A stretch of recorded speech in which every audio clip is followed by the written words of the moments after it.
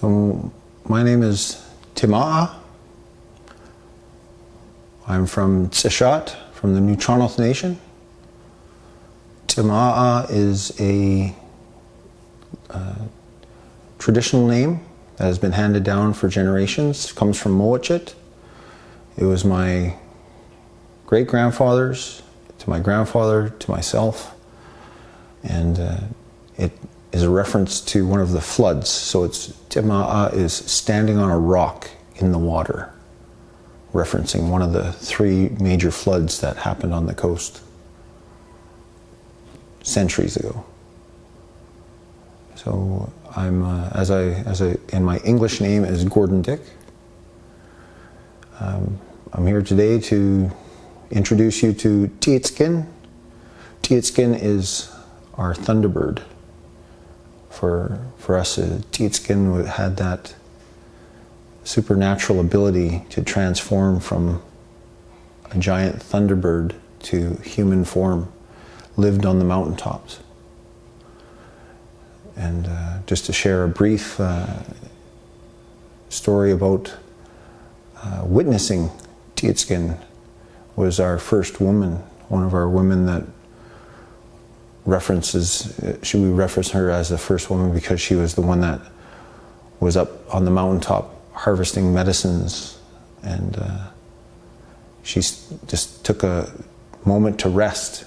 And as she was laying in the foliage, Tiitskin landed, not knowing she was there. And as he flew down and landed on the mountaintop, it woke her, and she looked, and she witnessed him transforming, removing that cloak. So that this is the piece today that this is my depiction of our Tiitskin. This is a bronze. The edition is of 4 in total.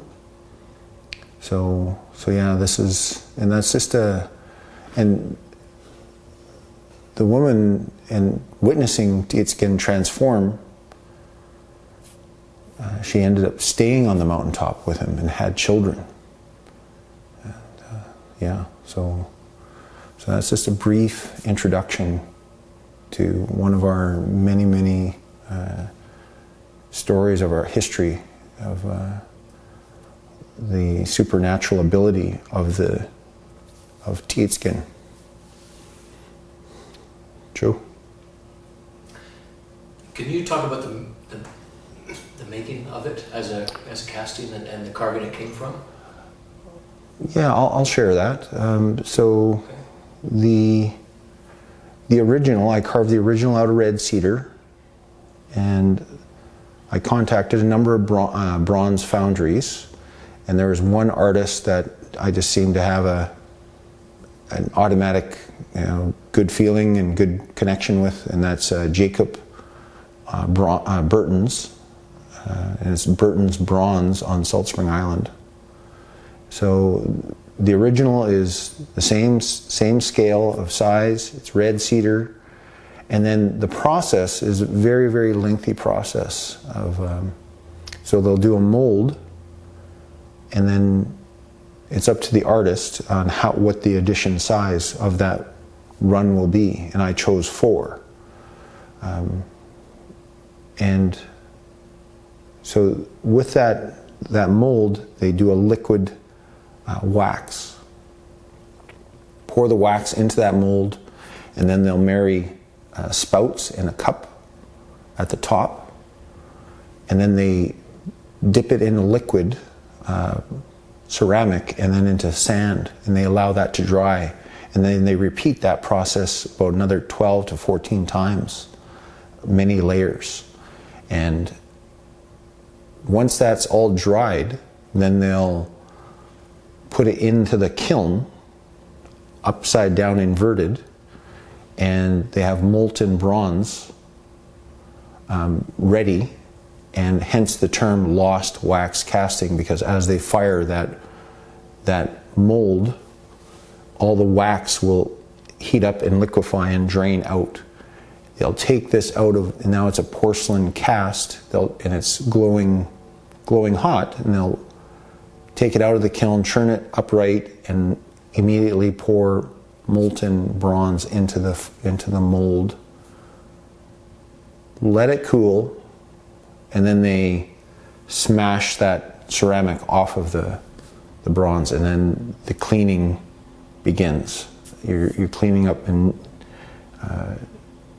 docking all the spouts that were married to the wax piece and that are now bronze, and then they'll start cleaning everything, and then I'll go over and go over some of the fine lines. So some of this is handwork in here for myself as well. That was one of the reasons why I chose Burton's bronze, because Jacob was more than willing for me to come over and oversee the finish and the patina. So yeah, he's a talented artist, and it's been great working with him over the years. I have another mask that I'll be, he and I have been talking about doing another one, so there'll be another different mask for a different edition. So, but this has been great. You know, it's always exciting to do a new piece, because each of them are different.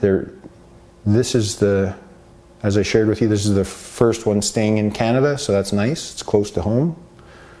And then this is the first out of the edition that has this presentation of the height and the angle, which I feel it's a better presentation.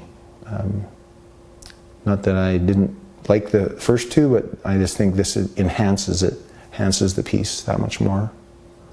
So.